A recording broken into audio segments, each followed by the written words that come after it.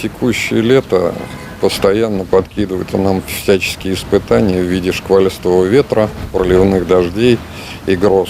Последствия этих метеоявлений могут быть различными: обрывами электрических проводов, связанными с падением деревьев, подтоплением жилых помещений и так далее. Хотелось бы напомнить, что в случае, если вы являетесь свидетелем подобной ситуации, звоните по номеру 112, чтобы соответствующие городские службы могли своевременно оказать помощь.